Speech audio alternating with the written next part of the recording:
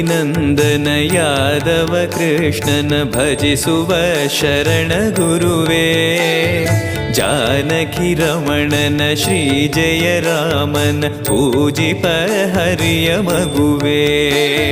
ದೇವಕಿ ನಂದನ ಯಾದವ ಕೃಷ್ಣನ ಭಜಿಸುವ ಶರಣ ಗುರುವೇ, ಜಾನಕಿ ರಮಣನ ಶ್ರೀ ಜಯ ರಾಮನ ಪೂಜಿಪ ಹರಿಯ ಮಗುವೇ. ಮಾಧವನ ಮಧುಸೂದನನ ಆರಾಧಿಪ ನಿಮ್ಮ ನಯನ, ಕೇಶವನ ಹರಿಗೋವಿಂದನ ದಾಸನಾಗಿ ಜನನ.